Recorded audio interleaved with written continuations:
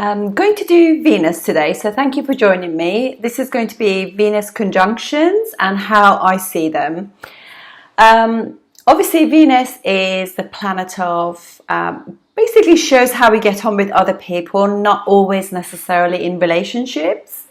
But obviously is an indicator of love and marriage. So it is how we are with other people in relationships as well. And clearly, it's also the planet of diplomacy and getting on with other people. So any aspects or any conjunctions or anything like that can actually tells us a little bit about how we generally, it's like seventh house, how other people see us and how we are represent ourselves to the world, if you like. So it's quite an important planet, and also indicator of family and also wealth as well. So for Venus, obviously, I know Jupiter is also the husband indicator for a woman, but how we love is seen through Venus, and so it's extremely important planet. And because it rules, as we said in the previous video yesterday, as it rules kind of like Taurus, and you know, you kind of realize that if I don't self-love, I can't love anybody else. So it kind of starts at home, you know, like they say charity starts at home. It really does. So you have to be like charitable and good to yourself first in order to get your Venus kind of activated properly. And I obviously I've done my studying and everything, and I'm still studying Vedic astrology because it's a massive ocean of information. And I just kind of realised that there is a difference between how we perceive certain conjunctions and things in the West and in the East. So I do kind of want to be respectful to both.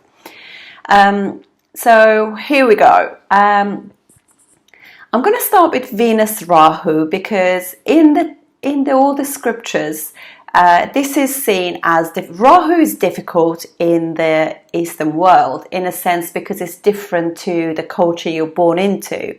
It's anything different. In the olden days, anybody even in the next village would be considered to be very different to you. And whereas nowadays the world is a lot smaller, we travel and interact with other people. So that is not seen as difficult as it used to be in the previous times, you know, because obviously going far distance travel even, you know, was seen difficult. And as you can see with the 12th house being like far distance. And so Rahu and Venus. Clearly, anywhere that Rahu sits in our chart, we have no experience of it, no knowledge, and we will make mistakes in that house until we get it right. And there's no difference when you have Rahu Venus. So your knowledge of relationships are limited. You have been reincarnated in order to do things to do with Venus and get knowledge about being in relationship, self-love, love other people, have like social etiquette and harmony, and have in a sense what is called diplomacy with other people, if you like. So these people can be completely unaware, and anywhere you know, Rahu is like smoke. It's like, you know, you can't really see it properly. So they also, at the beginning, they see what they want to see. It's a little bit like Sun Venus as well, because we're dazzled by the light, and so we can actually see what we want to see. This is what I always say in the videos. If Sun and Venus, you know, situation, if you meet somebody, really take your time getting to know that person.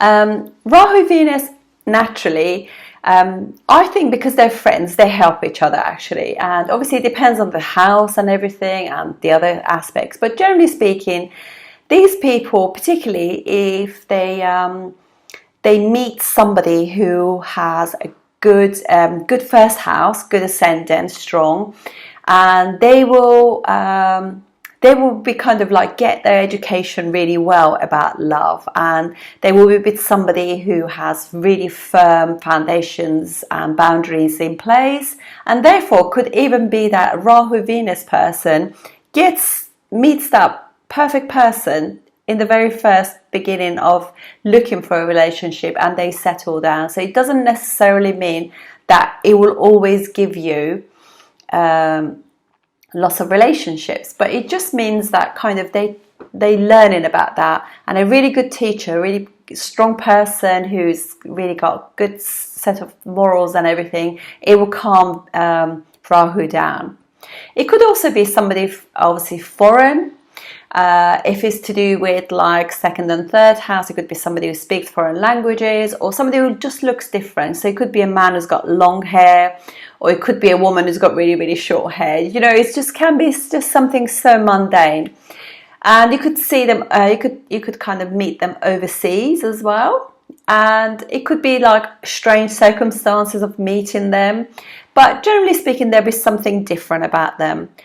But also it could mean that you need to have some experiences of love, in order to learn what is acceptable to you. And then that once you fulfill that, and Rahu then can give you the relationship that you want. Mars, Venus. Now, I don't mind this, and I know it's, it depends on the person, really.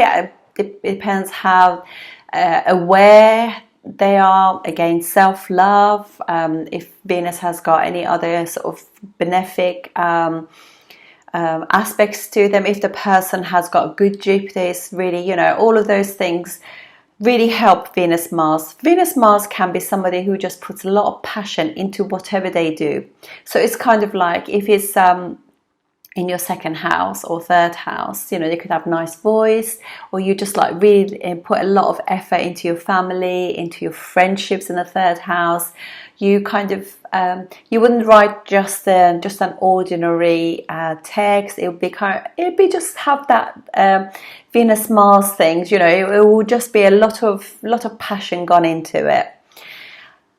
And for me, honestly, I quite like that, and I think if the person is wise and person is not abusive, particularly in women, I think it works really well. But if man has it and they are kind of got really difficult aspects to Venus, it could be abusive for sure.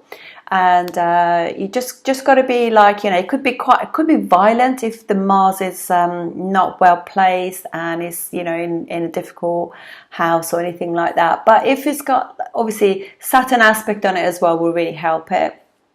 But a really good wise Jupiter will be very, very helpful.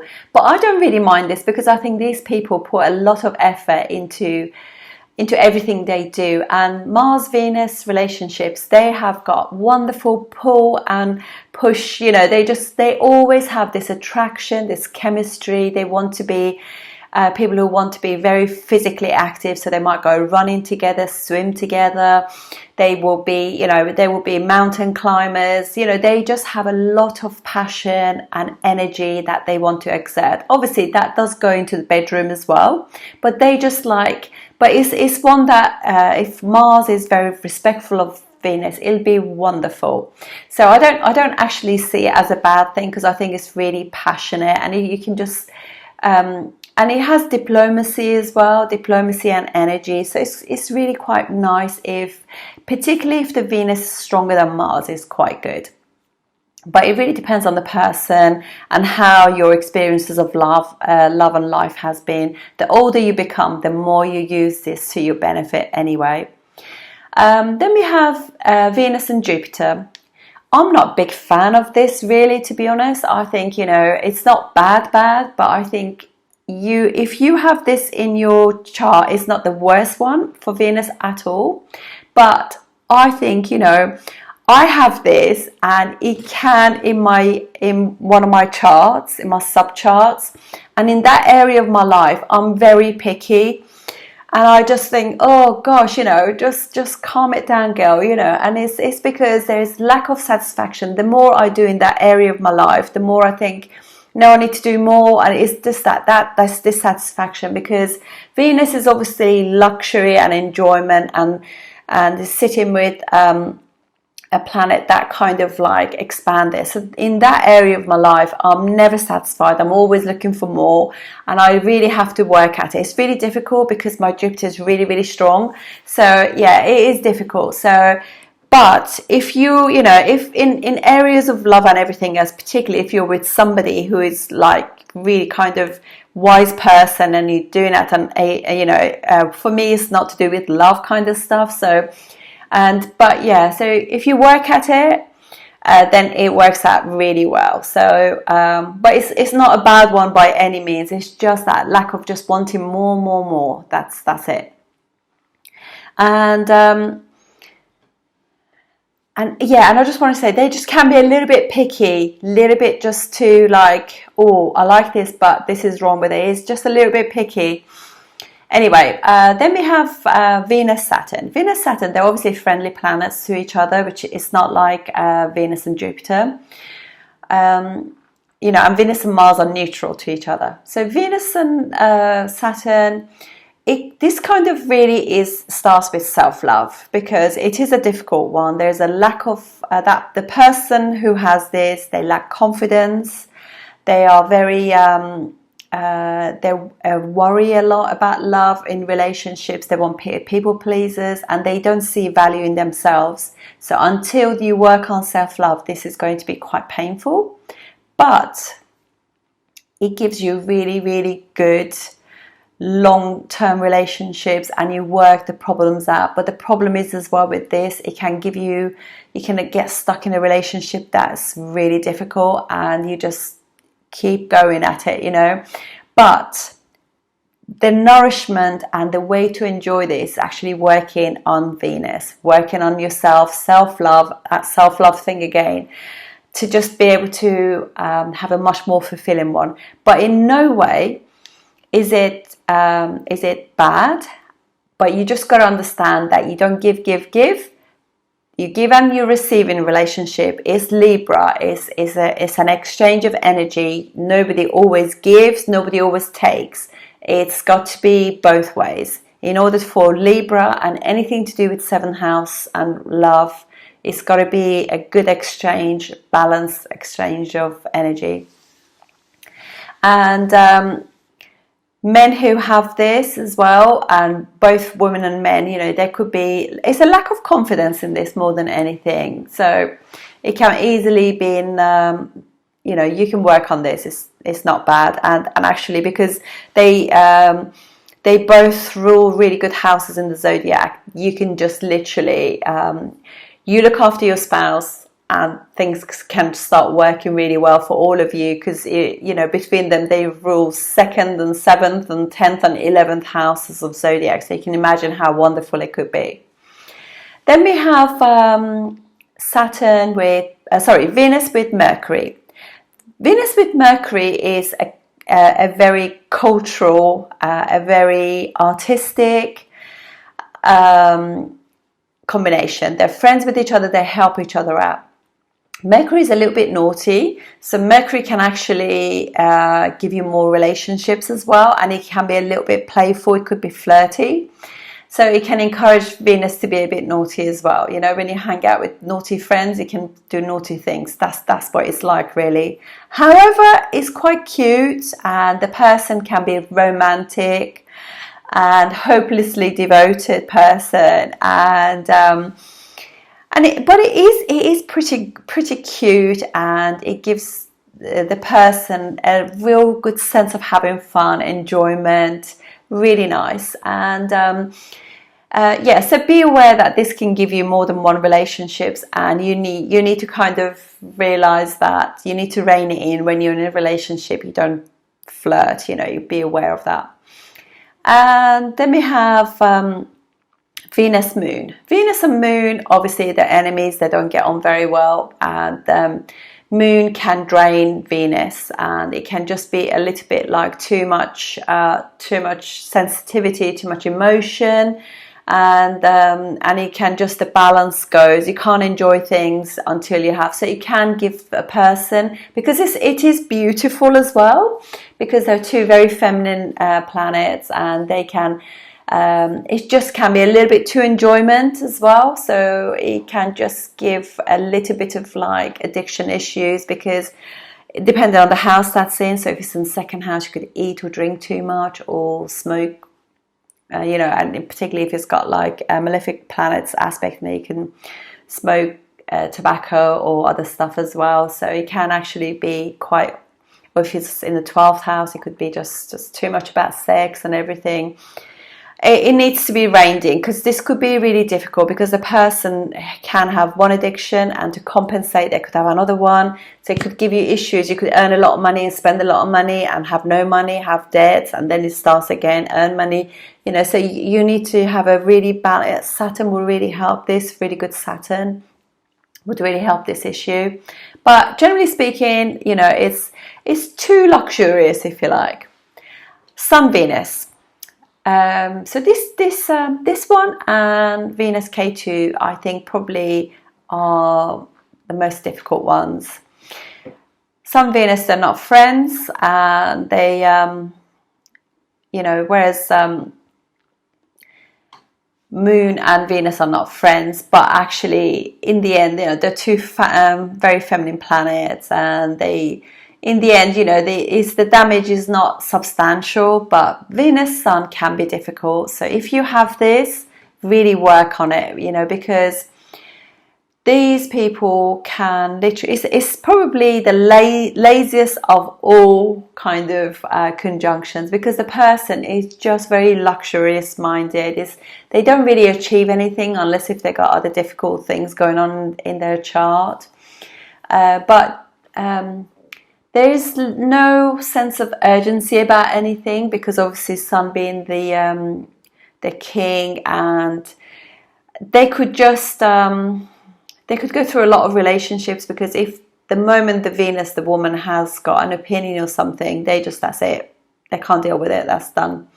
And they can walk away from relationships. You know, their opinions and their own views can be just the most important. I think it's worse in a man's than in a woman's, actually. So I would just urge you chaps, you know, work on this honestly, because it does give you beauty and gives you a beautiful spouse for sure. But I also know people who have this, and they have just had one relationships, and they, you know, but you really got to work at not kind of like undermining your partner and always want it to be in control and lead in the relationship, because this is not the office. It's like, it's a union. You got to work at it. Yeah, it can just kind of, they can be quite political, so they feel as though their views got to be like heard. You'll sit down and listen to my opinion a little bit as well. So any other sort of help that Venus can get will be really good. It'd be better if this Venus Sun happens in a house that Venus is comfortable in, rather than Sun being comfortable in. That will really help. But it does give beauty. They really enjoy luxuries of life, and they care about the way they look. They're a bit lazy. You know, a lot of models, and it really gives a beautiful look. You know, it's a little bit like, also these also, by the way, happen if say Sun is in Venus sign, like for example Sun in Taurus or Libra will give this effect. Venus in Leo as well will give this effect too. So that's another one.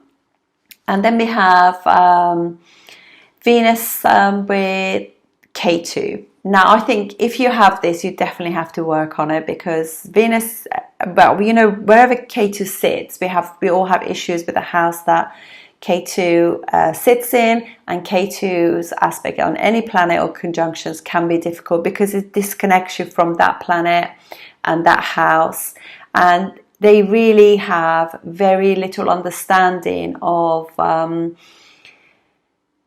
the person, the Venus person's emotions and things, because it can be a spiritual thing, K2, or it could be monetizing, or it could be harsh. You know, it could be kind of really piercing as well, K2. It can have many different ways. I would definitely say if anybody has this, really work on it. But it could also be that you're attracted to people who are really different as well. You know, so it could be something as mundane as that. But certainly, I would definitely work on Venus on this. Get Venus strong, and you know, sometimes, you know, even if you have this and you're away, it's difficult. But transits as well. Transits will help this. You know, particularly if you know, it's K2 is in signs that works pretty well, and it works really well in Jupiter signs. And if Jupiter is aspecting, you know, will help it as well. Will not help Venus, but it will help K2. So this is one of the ones that is important to be aware of, because this can devalue the female in the relationship. It's probably better if the woman has it than the man.